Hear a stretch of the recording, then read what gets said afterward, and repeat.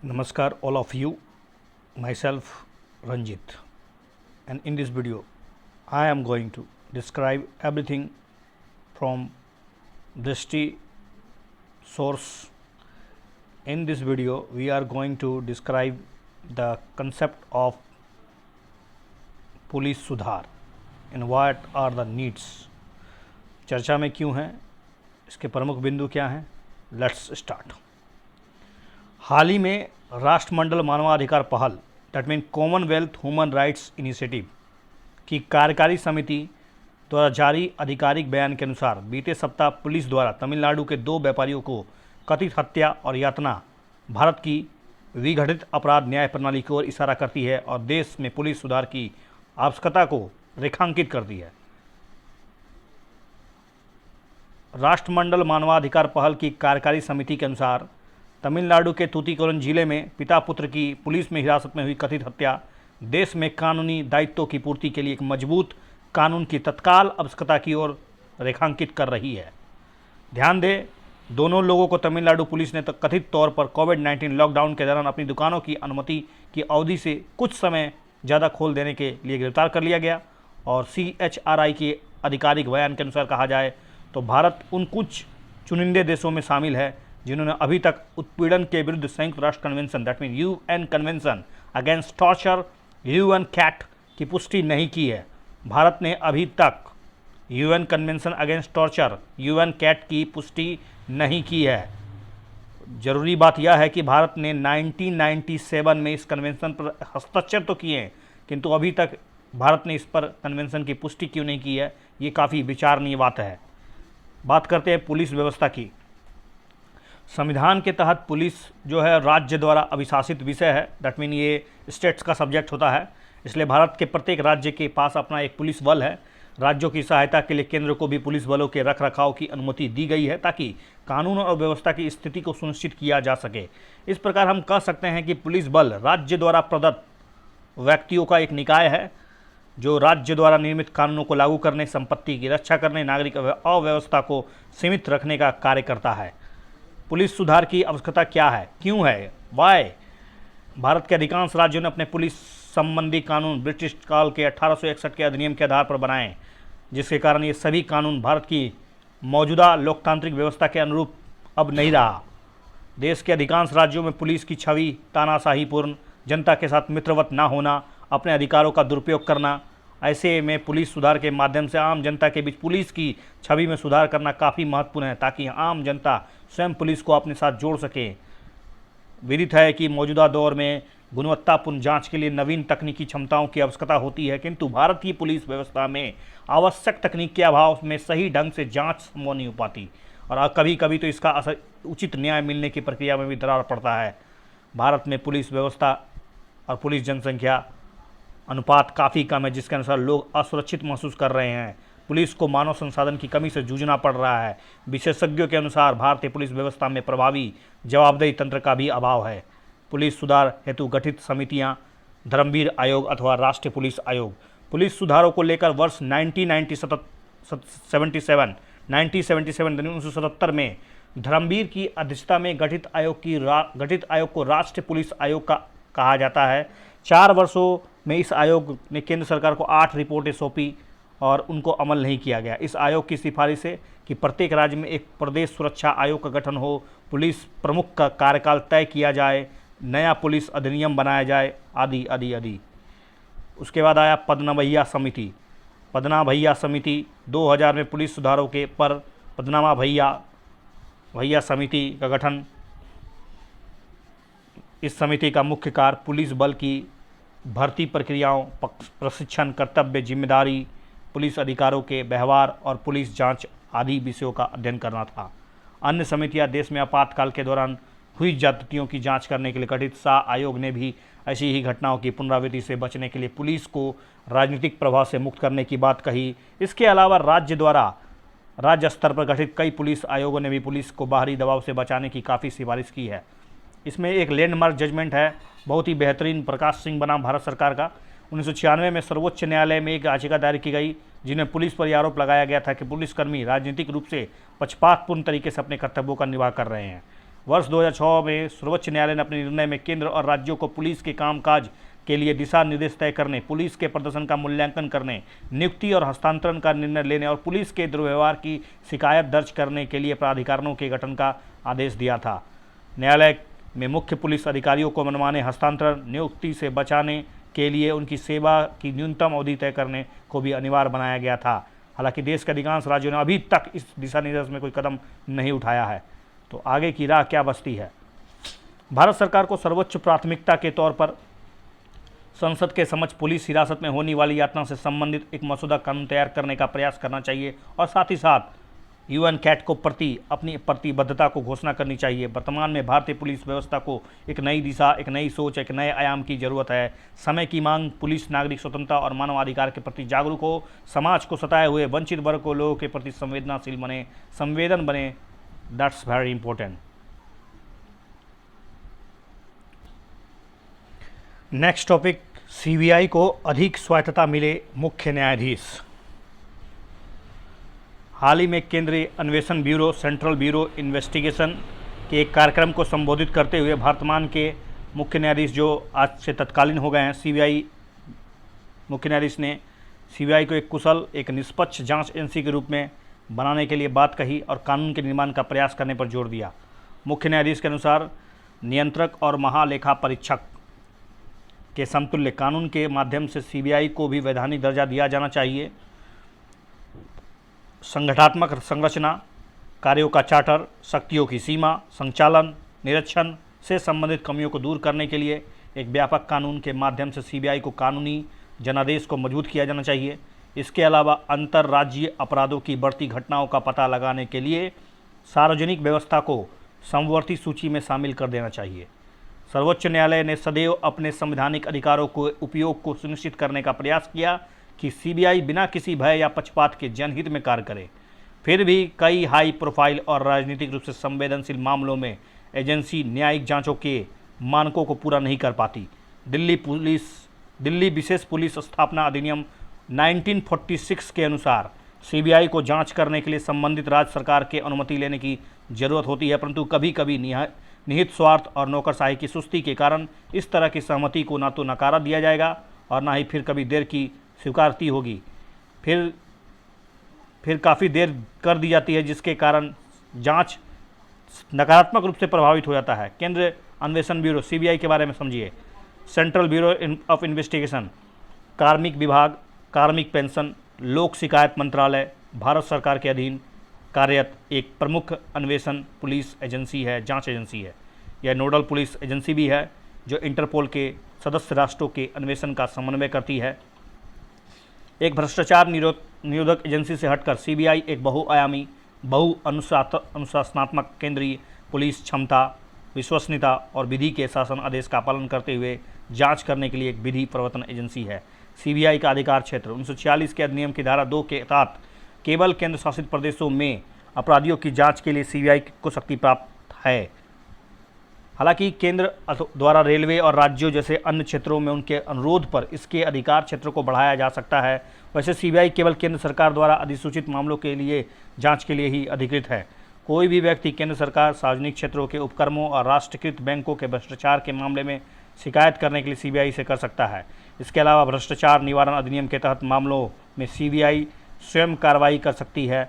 जब कोई राज्य केंद्र से सीबीआई की मदद के लिए अनुरोध करता है तो यह आपराधिक मामलों की जांच करती है, या तब जब सर्वोच्च न्यायालय या उच्च न्यायालय इसे किसी अपराध या मामले की जांच करने को निर्देश देते हैं।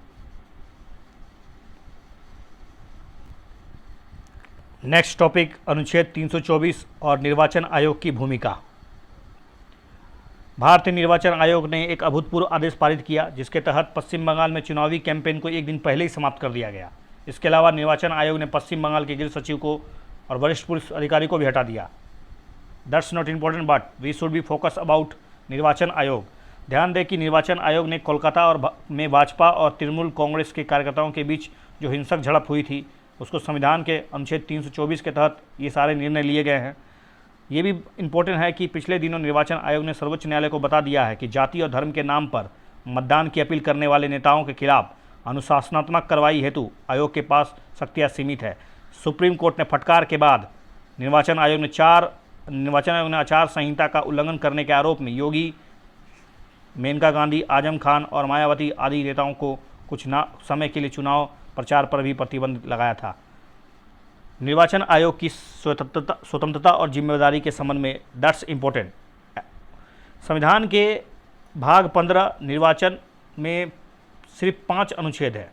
निर्वाचन आयोग के संबंध में संविधान सभा का ध्यान मुख्य रूप से इसकी स्वतंत्रता सुनिश्चित करने पर केंद्रित था। बाबा साहेब अम्बेडकर 15 जून 1949 को उक्त अनुच्छेद प्रस्तुत करते हुए कहे थे कि पूरी निर्वाचन मशीनरी एक केंद्रीय निर्वाचन आयोग के हाथ में होनी चाहिए, जो रिटर्निंग ऑफिसर, मतदान अधिकारियों और अन्य को निर्देश जारी करने का हकदार होगा। भारतीय संविधान के भाग 15 में अनुच्छेद 324 से लेकर 329 तक निर्वाचन आयोग की व्याख्या की गई है।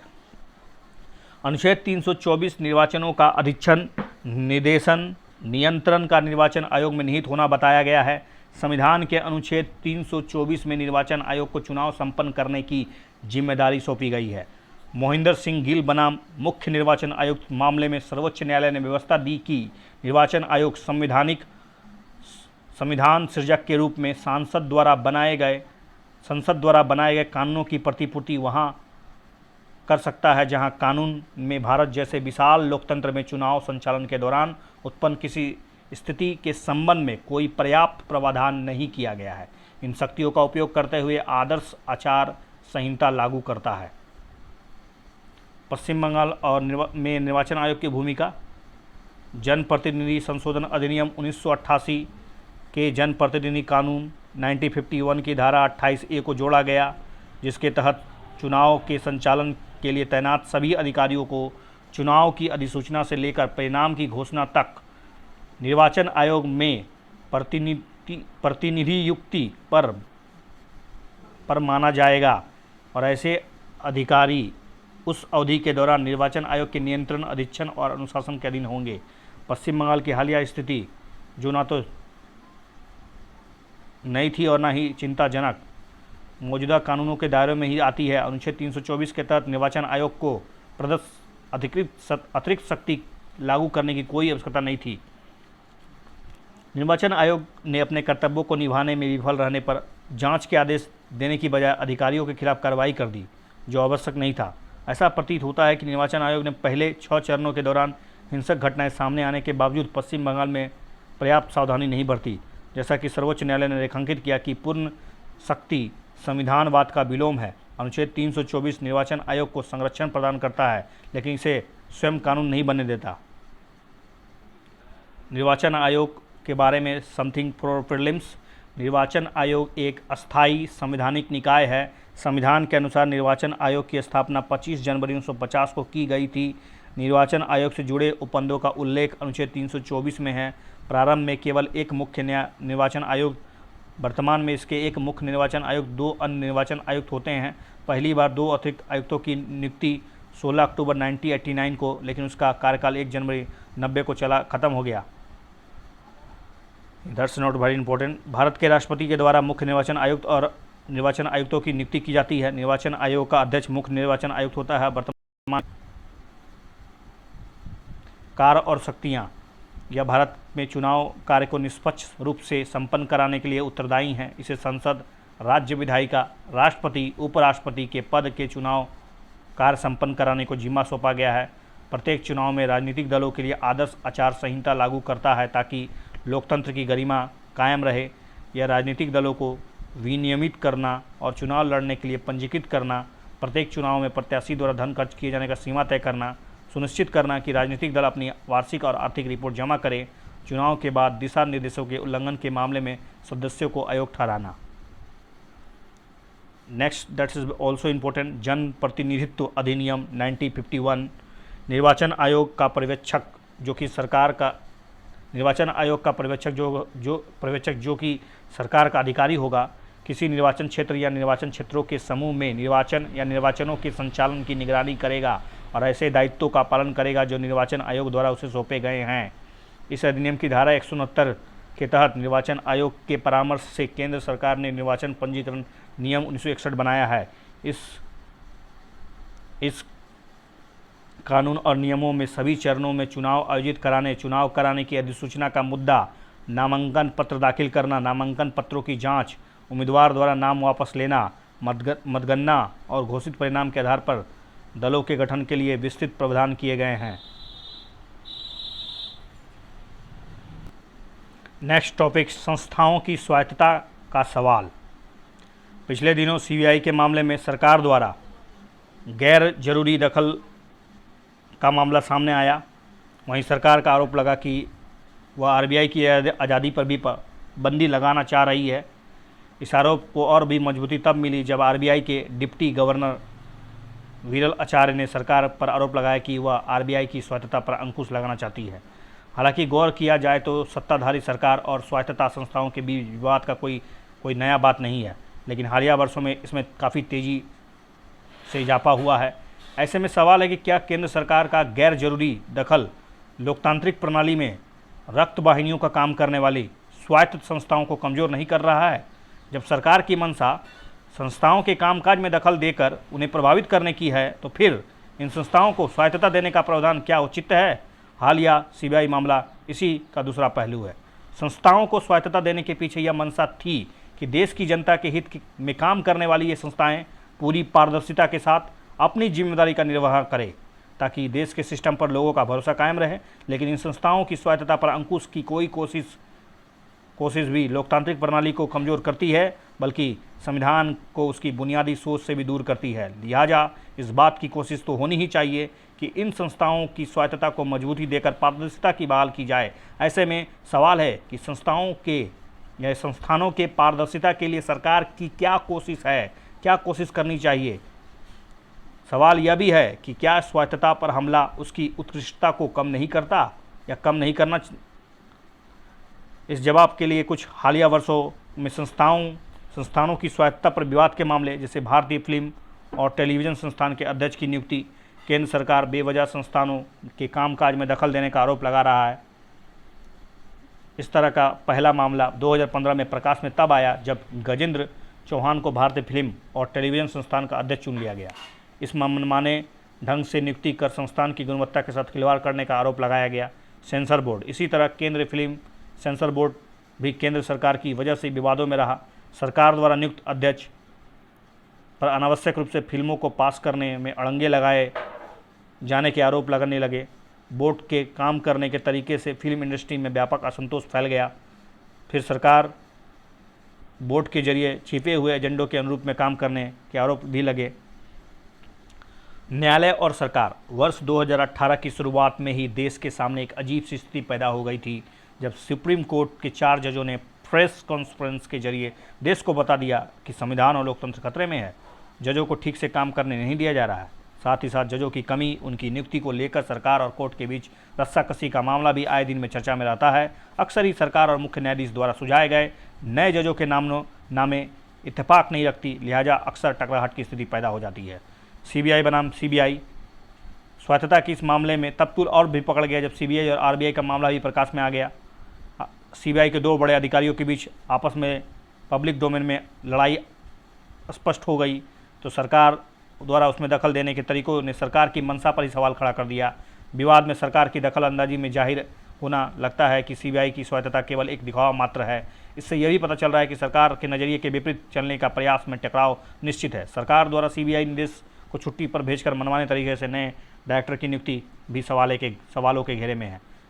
आरबीआई बनाम केंद्र सरकार, दूसरा अहम मामला केंद्रीय बैंक आरबीआई का है, जिसमें सरकार अपने उन अधिकारों का इस्तेमाल करना चाहती है जिनका आरबीआई के 8 दशक इतिहास में अब तक नहीं किया गया। जी हाँ, आरबीआई एक्ट 1934 की धारा 7 केंद्र सरकार को यह विशेषाधिकार दे देती है कि वह केंद्रीय बैंक के असहमत होने की स्थिति में सार्वजनिक हित को देखते हुए गवर्नर को निर्देशित कर सकती है कि सरकार के निर्देशन को आरबीआई मानने से इनकार नहीं कर सकती।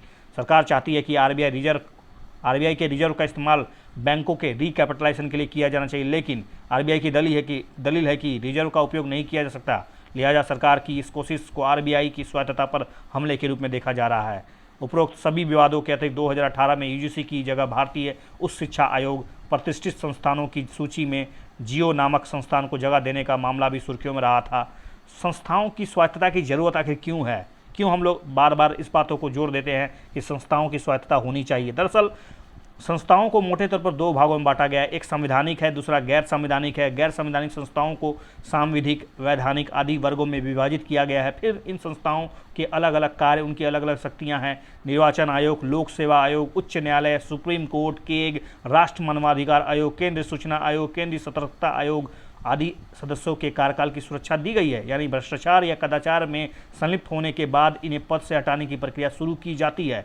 दूसरी तरफ इनके काम करने की शक्तियों में इन्हें एक तरह से आज़ादी दी गई है, जिनके जरिए ये फैसले लेने की स्वायत्तता है। दरअसल स्वायत्तता देने के पीछे मंशा होती है कि बिना किसी राजनीतिक प्रभाव के इन संस्थानों को अपने अधिकारों का उपयोग करने का मौका मिले। जब आज़ादी से अपने अधिकारों का उपयोग करने का मौका मिलेगा तो सिस्टम में पारदर्शिता आएगी, सरकारी संस्थाओं पर लोगों के भरोसे को और भी मजबूती मिलेगी। संस्थागत स्वायत्तता से भ्रष्टाचार और किसी भी प्रक्रिया में अनियमितताओं पर रोक लगेगी। लेकिन यह भी सच है कि ऐसा तभी संभव हो सकेगा जब संस्थाओं के मुखिया अपने काम के प्रति निष्ठावान हो और बिना किसी राजनीतिक प्रभाव के काम करने के इच्छुक हो। लेकिन हालिया वर्षों में सरकार पर यह लगातार आरोप लगता रहा है कि वह संस्थाओं के उच्च पदों पर मनमानी नियुक्ति कर अपने एजेंडाओं को आगे बढ़ाने का प्रयोग कर रहे हैं। जाहिर है संस्थाओं के मुखिया की नियुक्तियों में पारदर्शिता नहीं बरती जाएगी तो उनके द्वारा किए गए काम में पारदर्शिता की उम्मीद नहीं की जा सकती है। फिर भी संस्थानों का राजनीतिक प्रभाव को कम करना एक स्वाभाविक बात हो जाएगी। तो आगे की राह। दरअसल संस्थाओं की स्वायत्तता और पारदर्शिता का मसला एक अहम मसला है, लेकिन किसी भी संस्थान को राजनीतिक रूप से प्रभावित कर चुनावी फायदे हासिल करने की कोशिश के बीच आम जनता के मन में इन संस्थाओं के प्रति एक प्रकार का संदेह पैदा हो जाता है। हालिया सीबीआई विवाद इसी प्रकार का एक पहलू है, जहां तक कि सर्वोच्च न्यायालय द्वारा दिए गए फैसलों से आम जनता को राजनीतिक रूप से प्रभावित मानने लगी है। प्रवर्तन निदेशालय और सीबीआई जैसे संस्थाओं को सरकार के द्वारा एक राजनीतिक हथियार के रूप में इस्तेमाल करने की परिपाटी तो आए दिनों चर्चा में रहती ही है। यही कारण है कि सर्वोच्च न्यायालय ने सीबीआई को पिंजरे का तोता भी कह दिया था। लिहाजा संस्थाओं को सुचारू रूप से चलाने के लिए दो काम जरूर किया जाना चाहिए। पहला कि उच्च संस्थानों के प्रमुखों और सदस्यों की नियुक्ति के प्रावधानों को और भी मजबूत और पारदर्शी बनाया जाए, ताकि सत्ताधारी दल छुपे राजनीतिक स्वार्थ साध नहीं सके और योग्य व्यक्तियों को नियुक्त किया जा सके। साथ ही हर संस्थान के अधिकारियों को कार्यकाल की सुरक्षा तो मिलनी ही चाहिए, ताकि वे बिना किसी भय के अपने कर्तव्य का निर्वहन कर सके। दूसरा कि वह संस्थानों की स्वायत्तता को बनाए रखने के लिए सरकारी दखल अंदाजी में कमी लानी होगी। हर संस्थान को प्रशासनिक और वित्तीय आज़ादी दी जाए ताकि वे स्वतंत्रता के रूप में अपने फैसले ले सके, स्वतंत्र रूप से फैसले ले सके। समझना होगा कि संस्थानों के कामकाज में स्वायत्तता गुणवत्तापूर्ण कार्य और पारदर्शिता के लिए बेहद जरूरी है। सार्वजनिक संस्थानों के लिए जरिए लोगों को मुहैया कराए जा रहे शासन की गुणवत्ता नागरिकों के लिए सबसे अहम होता है। हालांकि यह केवल संस्थागत स्वायत्तता पर अपनी निगाहें जमाने से हासिल नहीं होगी, बल्कि सुशासन के सिद्धांत के साथ साथ इसे अमल में लाने के लिए स्वायत्तता को पारदर्शिता और जवाबदेही से संतुलित किए जाने की ज़रूरत है। निष्कर्ष में हम कह सकते हैं किसी भी संस्थान को चाहे कितना भी अधिक स्वायत्तता दी जाए, उतनी ही अधिक पारदर्शिता और जवाबदेही भी उसमें होना जरूरी है। मौजूदा वक्त में उत्कृष्ट प्रौद्योगिकी की बदौलत संस्थानों में ज़्यादा से ज़्यादा पारदर्शिता सुनिश्चित की जा सकती है। जाहिर है इससे संस्थानों में उत्कृष्टता तो बढ़ेगी। सर्वश्रेष्ठ बनने के लिए संस्थानों को भयमुक्त होकर काम करना होगा और यकीनन इसकी राह स्वायत्तता से ही निकलती है। स्वायत्तता की अवधारणा के साथ यह भी सोचना होगा कि यह स्वायत्तता कहीं अराजक ना बनने पाए। इसके लिए ऐसे प्रावधानों की ज़रूरत है जो समय समय पर संस्थानों की निगरानी कर सके। बहरहाल आज ज़रूरत है ऐसी नीतियाँ बनाने और उन्हें लागू करने की जिससे सार्वजनिक संस्थानों के कार्यों में पारदर्शिता आए और संस्थाओं पर लोगों के भरोसों को भी मजबूती मिल सके। तो इस प्रश्न पर आप टिप्पणी कीजिए कि सार्वजनिक संस्थाओं की स्वायत्तता पर हमला न केवल पारदर्शिता और निष्पक्षता पर हमला है, बल्कि इससे देश की लोकतांत्रिक प्रणाली भी कमज़ोर होती है। इस कथन में अपनी राय स्पष्ट रूप से व्यक्त कीजिए और कमेंट सेक्शन में लिख भेजिए, कम से कम 10-15 लाइन में। दिस टॉपिक अनुचित तरीके से मुकदमा चलाने पर विधि आयोग की रिपोर्ट। विधि आयोग ने अनुचित तरीके से मुकदमा चलाने अर्थात न्याय की हत्या कानूनी उपाय नामक शीर्षक में एक रिपोर्ट सरकार को सौंप दी। मई 2017 में दिल्ली उच्च न्यायालय ने बबलू चौहान @W बनाम दिल्ली सरकार 247 DLT 31 के मामले में निर्णय देते हुए निर्दोष व्यक्ति के खिलाफ अनुचित मुकदमा चलाने पर चिंता व्यक्त की। दिल्ली हाई कोर्ट ने अनुचित तरीके से चलाए गए मुकदमे के शिकार लोगों को राहत और पुनर्वास प्रदान करने के लिए कानूनी रूपरेखा तैयार करने की तत्काल आवश्यकता बताई तथा विधि आयोग से कहा था कि वो इस मुद्दे पर विस्तृत जांच कर सरकार को अपनी सिफारिश भेज देगी। अंतर्राष्ट्रीय स्तर पर अनुचित तरीके से मुकदमा चलाने, निर्दोष व्यक्तियों को दोषी ठहराने और जेल में बंद करने जैसे मुद्दे को न्याय की हत्या मिसकैरेज ऑफ जस्टिस के रूप में चिन्हित किया गया है। तो ध्यान दें कि ऐसा किसी व्यक्ति को अनुचित तरीके से दोषी ठहराने पर होता है, लेकिन बाद में नए तथ्यों के उजागर होने से व्यक्ति को निर्दोष पाया जाता है। नागरिक और राजनीतिक अधिकारों पर अंतर्राष्ट्रीय नियम, the international covenant on civil and political rights ICCPR भी न्याय की हत्या के शिकार लोगों को मुआवजा देने के लिए सदस्य राष्ट्रों के दायित्वों की बात करता है। उल्लेखनीय कि भारत ने नागरिक और राजनीतिक अधिकारों पर अंतर्राष्ट्रीय नियम की पुष्टि की है। यह रिपोर्ट भारतीय आपराधिक न्याय प्रणाली के संदर्भ में इस मुद्दे को भी देखती है और सिफारिश करती है कि न्याय की हत्या के मानकों में अनुचित तरीके से मुकदमा चलाना, गलत तरीके से कैद कर लेना, गलत तरीके से दोष साबित कर देना आदि शामिल है। जबकि अनुचित मुकदमे में वे मामले शामिल होंगे जिसमें निर्दोष व्यक्ति हो तथा पुलिस या अभियोजन पक्ष ने जांच में किसी प्रकार की अनियमितता बरती और तथा व्यक्ति के अभियोजन के दायरे में लाया गया। इसमें उन दोनों मामलों को शामिल किया जाएगा जिसमें व्यक्ति द्वारा जेल में समय बिताया गया हो या नहीं बिताया गया हो, या जिन मामलों में अभियुक्त को निचली अदालत द्वारा दोषी नहीं पाया गया था, या जहां आरोपी को एक या एक से अधिक अदालतों द्वारा दोषी पाया गया था लेकिन अंततः उसने उच्चतम न्यायालय द्वारा दोषी नहीं पाया गया था। आयोग ने अनुचित तरीके से मुकदमा चलाने के मामलों के निपटारे के लिए विशेष कानूनी प्रावधानों को लागू करने की सिफारिश की ताकि अनुचित तरीके से चलाए गए मुकदमे के शिकार लोगों को मौद्रिक और गैर मौद्रिक मुआवजे जैसे कि परामर्श, मानसिक स्वास्थ्य सेवाएं, व्यवसाय, रोजगार, कौशल विकास आदि के मामले में वैधानिक दायरे के भीतर राहत प्रदान की जा सके। रिपोर्ट के अनुशंसित रूपरेखा के प्रमुख सिद्धांत, अनुचित तरीका से मुकदमा चलाने की परिभाषा और जिन मामलों में मुआवजे का दावा किया गया है उनके फैसलों के लिए विशेष अदालतें बनाने, कार्यवाही की प्रकृति, दावों के फैसले के लिए सामयिकता आदि, मुआवजा निर्धारित करते समय वित्तीय और अन्य कारक, कुछ मामलों में अंतरिम मुआवजे का प्रावधान, गलत तरीके से मुकदमा चलाने, दोषी ठहराने आदि को देखते हुए अयोग्यता हटाने जैसी बातें उल्लेख करता है।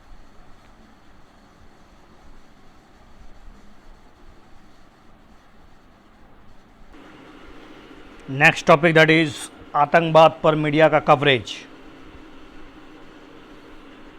आतंकवाद को नियंत्रित करने में मीडिया और सोशल मीडिया की भूमिका, that could be asked in mains, so listen very carefully. This anti terrorist squad के प्रमुखों की एक बैठक को संबोधित करते हुए राष्ट्रीय सुरक्षा सलाहकार ने आतंकवाद पर मीडिया कवरेज को लेकर पूर्व ब्रिटिश प्रधानमंत्री मार्गरेट थैचर के बयान का उल्लेख किया। मार्गरेट थैचर 1985 के हिजबुल्लाह ने आतंकवादियों ने ट्रांस वर्ल्ड एयरलाइंस के एक हवाई जहाज को अगवा कर लिया और 150 यात्री सवार थे उसमें। इस प्रकरण में अगवा किए गए यात्रियों की इजराइल की जेलों में बंद आतंकवादियों के बदले में छोड़ा जाए, इस घटना को पूरी दुनिया के मीडिया ने कवर कर लिया था। क्या कहा था मार्गरेट थैचर ने? मार्गरेट थैचर ने कहा था, आतंकवाद से लड़ने में मीडिया एक महत्वपूर्ण भूमिका है। यदि आतंकवादी किसी घटना को अंजाम दे रहे हैं या देते हैं और मीडिया शांत है तो आतंकवाद समाप्त हो जाएगा। आतंकवादी लोगों में दहशत पैदा करते हैं, यदि मीडिया इसे नहीं दिखाएगा तो किसी को पता नहीं चलेगा। मार्गरेट थैचर के अनुसार आतंकवाद में से निपटने के लिए मीडिया की भूमिका, हमारा समाज मीडिया की स्वतंत्रता को नियंत्रित करने में यकीन नहीं रखता, लेकिन मीडिया को स्वयं एक ऐसे आचार संहिता पर सहमत होना चाहिए जहां वो कुछ ऐसा ना करके या ऐसा ना दिखाए जिससे किसी आतंकवादियों के हितों या लक्ष्यों की प्राप्ति हो। आतंकवादी अपनी लोकप्रियता चाहते हैं, इसके बिना उनका महत्व कम हो जाता है। वे देखते हैं कि किस तरह हिंसा और आतंक अखबारों और टीवी चैनलों की स्क्रीन पर पूरी दुनिया को दिखाया जा रहा है। इस प्रकार की खबरें घटना के शिकार लोगों के पक्ष में सहानुभूति तथा सरकार पर दबाव बनाने और हिंसा के शिकार लोगों की दुर्दशा को समाप्त किए जाने, भले ही उसका जो भी परिणाम हो। आतंकवादी इसका दुरुपयोग करते हैं क्योंकि हिंसा व अत्याचार से उन्हें लोकप्रियता मिलती है। आतंकवादी बल प्रयोग करते हैं क्योंकि उन्हें पता है कि लोकतांत्रिक तरीके से उन्हें न्याय नहीं मिल सकता। इसलिए उनका उद्देश्य लोगों के मन में भय पैदा करना, उनके खिलाफ होने वाले प्रतिरोध को शिथिल करना होता है। वर्तमान स्थिति में वर्तमान में हो रही आतंकवादी गतिविधियों के प्रसार के संदर्भ में देखें तो दृष्टिगोचर होता है कि मीडिया और सोशल मीडिया का एक बड़ा भाग आतंकवादी गतिविधियों को परोक्ष रूप से लाभान्वित कर रहा है। मीडिया आज भी आतंकवादी गतिविधियों को प्रोत्साहित कर रहा है। प्रौद्योगिकी के उन्नयन से उनकी पहुंच और भी व्यापक हो चुकी है। फलतः लोगों में बढ़ती हिंसा और आतंक के कारण असुरक्षा का भाव बनता जा रहा है। सोशल मीडिया प्लेटफॉर्म जैसे कि फेसबुक, यूट्यूब ने आतंकवादियों का प्रभाव बढ़ाने के लिए एक वैकल्पिक स्रोत के रूप में कार्य किया है। इस प्लेटफॉर्म की सहायता से वे समाज में कट्टरता और धार्मिक हठधर्मिता का प्रसार करते हैं। आतंकवाद को नियंत्रित करने के लिए मीडिया और सरकार दोनों को ही मिलकर एक व्यापक नीति निर्माण करने की जरूरत है। इस प्रकार की नीतियों के निर्माण में से मीडिया आतंकवादी गतिविधियों के नियंत्रण के लिए सरकार के साथ सहयोगात्मक रवैया अपनाएगा। साथ ही सोशल मीडिया कंपनियों को भी सरकार के साथ साथ तालमेल बैठाने की जरूरत सुनिश्चित करना चाहिए कि हिंसा और कट्टरता को बढ़ावा देने वाली सामग्री को वह नियंत्रित करे।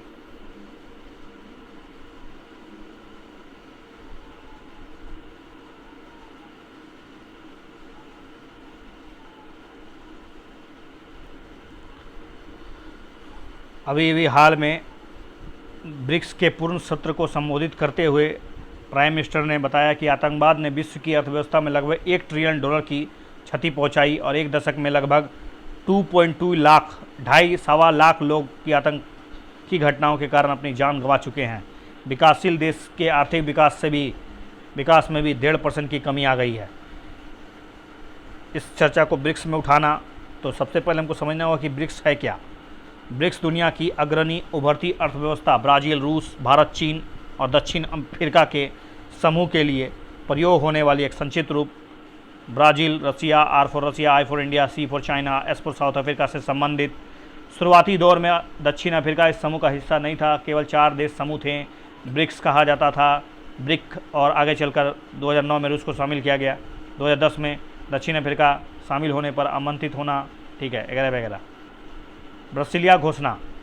11वां विश्व शिखर सम्मेलन राजधानी ब्राज़ील की ब्रासिलिया में और इस अवसर पर जारी संयुक्त घोषणा पत्र में आतंकवाद के सभी रूपों व अभिव्यक्तियों की निंदा और इस बात पर प्रकाश डालना कि किसी भी धर्म, राष्ट्रीयता या सभ्यता के साथ इसे ना जोड़ा जाए। सम्मेलन में आतंकी गतिविधियों और घटनाओं को उनके प्रेरक कारकों का पर ध्यान दिए बिना आपराधिक और अन्यायपूर्ण कृत्य के रूप में चिन्हित किया जाए। ब्रासीलिया घोषणा पत्र ने आतंकवादी गतिविधियों के लिए सूचना और संचार प्रौद्योगिकी के दुरुपयोग और आतंकवादी नेटवर्क और आतंकी कार्रवाइयों के अवैध वित्त पोषण से निपटने की आवश्यकता पर बल दिया है। इसने आतंकी वित्त पोषण पर नियंत्रण के लिए वित्तीय कार्यवाही बल अर्थात फाइनेंशियल एक्शन टास्क फोर्स के महत्व को बल दिया।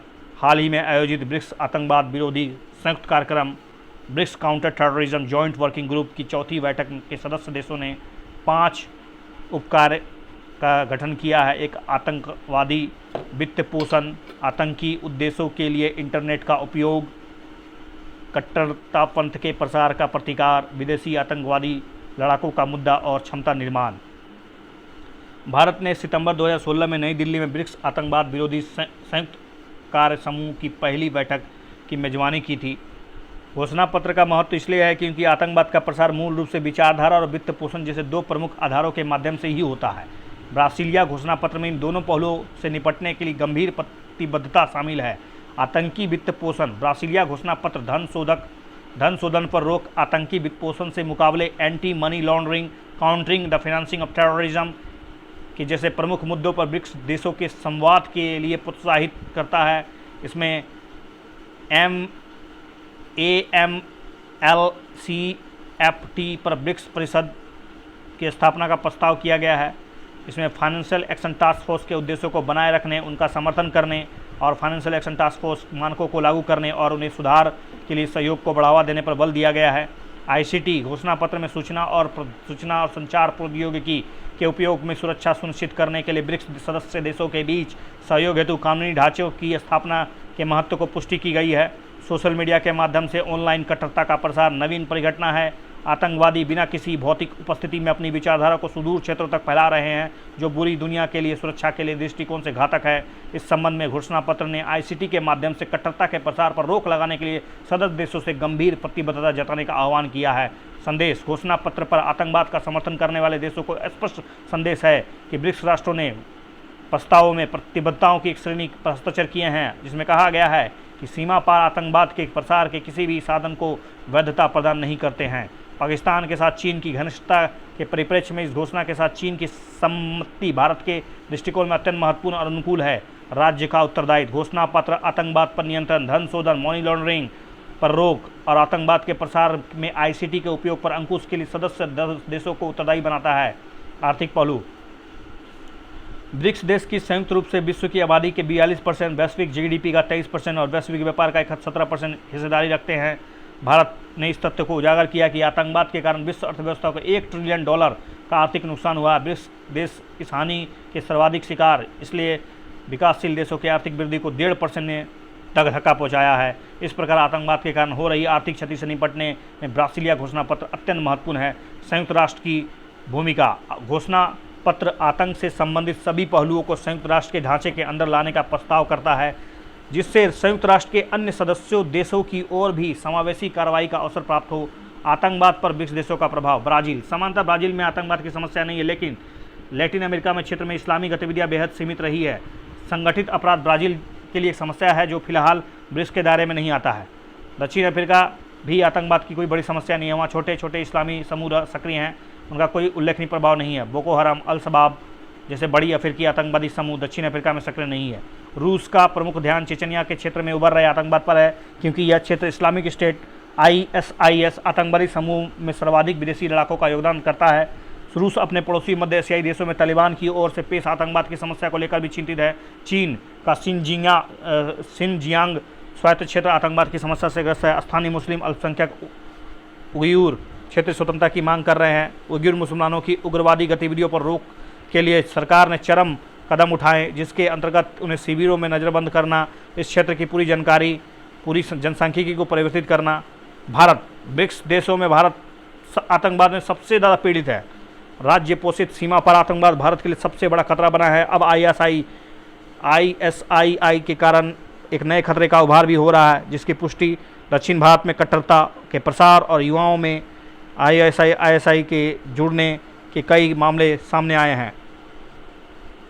तो आगे की राय क्या है? ब्रिक्स राष्ट्रों में आतंकवाद की समस्या का प्रत्येक देश में कुछ न कुछ भिन्न भिन्न प्रक्षेप विद्यमान है, और यही कारण है कि आतंकी वित्त पोषण तथा आईसीटी के दुरुपयोग पर रोक वह अभिसरण क्षेत्र है जहां सभी देशों के सहयोग की आवश्यकता है। ये विषय प्रत्येक देश के लिए साझा चिंता के तत्व हैं। इसलिए ब्रिक्स देशों को आतंकी वित्त पोषण नेटवर्क पर अंकुश लगाने और कट्टरतापन के प्रसार के लिए आईसीटी के उपयोग पर नियंत्रण हेतु एक साझा कार्यक्रम, एक साझा योजना का निर्माण करना चाहिए। ब्रिक्स देशों को समांतर वित्तीय अवसंरचना के निर्माण पर भी ध्यान केंद्रित करना और अवैध वित्तीय पोषण पर रोक लगाना, आतंक विरोधी अधिदेश पारित करना, विश्व आतंकवाद के खतरे के विरुद्ध समाज के एक अत्यंत बृहद खंड को संवेदनशील बनाने के लिए एक मंच प्रदान करता है। यह विश्व समुदाय को एक व्यापक संदेश दे रहा है कि आज आतंकवाद भले ही उनके लिए कोई समस्या नहीं हो, लेकिन भविष्य में निश्चय ही उन पर भी इसका असर पड़ेगा। इसलिए विश्व समुदाय को सहयोग और इंटीग्रेट प्रयासों की जरूरत है। तो आतंकवाद को नियंत्रित करने में ब्रासिलिया घोषणा पत्र कितना सहायक है, स्पष्ट कीजिए। That could B right in almost 250 words in this comment section.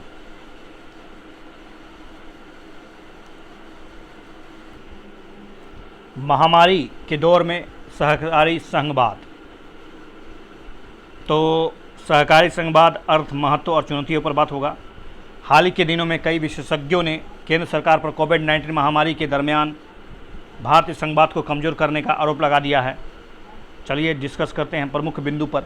ध्यान देने योग्य बात यह है कि आज़ादी के पश्चात भिन्न भिन्न प्रकार की परिस्थितियों ने भारतीय संघवाद और भारतीय लोकतंत्र का अपने अपने ढंग से परीक्षण किया, और प्रत्येक चुनौती में भारतीय लोकतंत्र ने नए नए प्रतिमान स्थापित किए। किंतु देश में नवीनतम परिस्थितियों जैसे चुनौतियों कभी देखने को नहीं मिली, और यह समय न केवल भारतीय स्वास्थ्य प्रणाली के लिए चुनौतीपूर्ण है, बल्कि भारतीय संघीय ढांचे के लिए भी एक संकट का समय है। विश्लेषकों का मत है कि कोविड-19 संकट को सक्रिय रूप से हराने के लिए भारत की सफलतापूर्ण रूप से केंद्र राज्य सहयोग पर टिकी हुई है। इसकी सफलता केंद्र और राज्य के सहयोग पर टिकी हुई है, पर वास्तव में संघवाद के प्रति भारतीय प्रतिबद्धता जो वर्तमान समय में सर्वाधिक तनाव के अधीन है। सहकारी संघवाद और संघवाद, ध्यान दें कि संघवाद यानी फेडरलिज्म शब्द की उत्पत्ति लैटिन शब्द फोइडस, जिसका अर्थ है एक प्रकार का समझौता अनुबंध।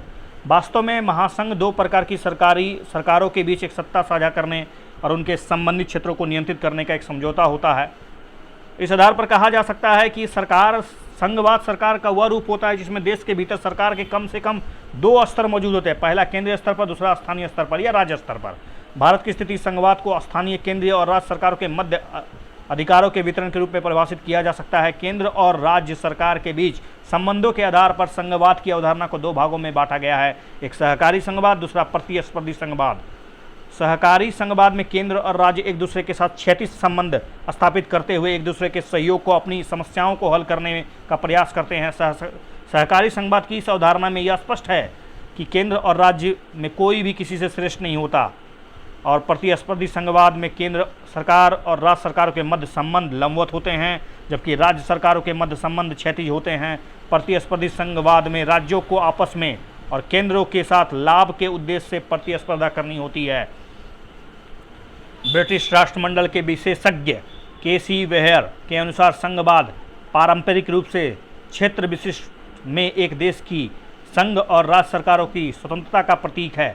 जब संविधान सभा के सदस्यों ने अमेरिका, कनाडा, ऑस्ट्रेलिया, स्विट्जरलैंड जैसे अन्य महान संघों के संविधानों का ध्यानपूर्वक अध्ययन किया तो उन्होंने भारतीय संघ की आवश्यकता के अनुरूप, गणतंत्र के अनुरूप प्रणाली तैयार करने के लिए पिक एंड चूज की नीति अपनाई। परिणाम स्वरूप भारत की संविधान सभा सहकारी संघवाद को अपनाने के लिए विश्व में पहली बार निर्वाचित निकाय बन गई। कोविड-19 के दौरान सहकारी संघवाद पर कैसे संकट आया है? मौजूदा दौर में कोविड-19 विश्व के लगभग सभी देशों को बुरी तरह से प्रभावित कर रहा है, जिसमें समृद्ध और चिकित्सीय रूप से उन्नत पश्चिमी देश भी शामिल है। कोरोना वायरस का संक्रमण आंकड़ा वैश्विक स्तर पर कई करोड़ हो चुका है, कई लाख। भारत में यह भी संख्या दिन प्रतिदिन बढ़ती जा रही है। वायरस के संक्रमण के रोगों को रोकने के लिए सरकार द्वारा विभिन्न प्रयास, किंतु देश के कई विशेषज्ञों ने इस संबंध में कुछ हालिया घटना पर केंद्र और राज्य संबंधों में आए तनाव की चिंता जाहिर की है। पहला है, केंद्र सरकार द्वारा विभिन्न क्षेत्रों का रेड, ऑरेंज, ग्रीन जोन में वर्गीकरण कर विभिन्न राज्य सरकारों ने विरोध किया। राज्यों ने केंद्र सरकार को इस प्रकार के वर्गीकरण में अधिक स्वायत्तता की मांग की है। विदित है कि आपदा प्रबंधन अधिनियम 2005 जिसके तहत केंद्र सरकार राज्यों को कोविड-19 संबंधी दिशा निर्देश जारी कर रही है, केंद्र सरकार के लिए राज्यों के साथ परामर्श को अनिवार्य करता है, किंतु केंद्र के हालिया कई निर्णयों ने इस बाध्यता का पालन नहीं किया। आपदा प्रबंधन अधिनियम 2005 की धारा 11 के तहत राष्ट्रीय योजना बनाने की परिकल्पना की गई है। साथ ही साथ अधिनियम की धारा 2(11)(2) में इस राष्ट्रीय योजना को तैयार करने से पूर्व राज्य के परामर्श को अनिवार्य करता है। हालांकि केंद्र सरकार ने अभी तक राष्ट्रीय योजना तैयार नहीं की है और इसके स्थान पर कोविड-19 का मुकाबला करने के लिए केंद्र सरकार राज्यों को तदर्थ बाध्यकारी दिशा निर्देश एडहॉक बाइंडिंग गाइडलाइंस जारी कर रही है। इस प्रकार के दिशा निर्देश राज्य के परामर्श के विधायी जनादेश के दरकिनार करते हैं। केंद्र सरकार ने घोषणा की है कि वे निगम जिनमें पीएम केयर्स फंड में दान दिया है CSR का छूट का लाभ उठा सकते हैं, किंतु मुख्यमंत्री राहत कोष में दान देने वाले लोग इसका लाभ प्राप्त नहीं कर सकते हैं। इस प्रकार यह निर्णय मुख्यमंत्री राहत कोष में दान को हतोत्साहित करता है और राज्यों की वित्त सहायता के लिए केंद्र और राज्य पर और भी अधिक निर्भर बना देता है। इसके अतिरिक्त देश में लंबे समय तक शराब बिक्री पर रोक लगी रही, जिसके कारण राज्यों का राजस्व काफ़ी कम हो गया। हालांकि अब देश का विभिन्न भागों में शराब पर प्रतिबंध हटा दिए गए हैं। वहीं पेट्रोल और डीजल की शून्य बिक्री के कारण भी राज्यों के राजस्व में काफ़ी कमी का सामना करना पड़ा। इन सभी कारणों के परिणामस्वरूप राज्यों के लिए वेतन, पेंशन, कल्याणकारी योजनाओं के खर्चों के उठाना बहुत ही मुश्किल हो गया है।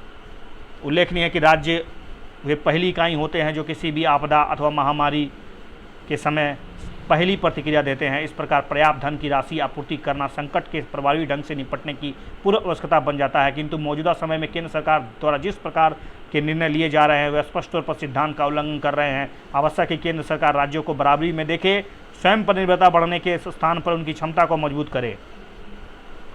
तो in this video we discuss most of the important topics circulated around 2019 and 2020. This is very important for men's and some things that could be in the various examination. So watch this video 2 or 3 times, analyze it and write down something notes about it.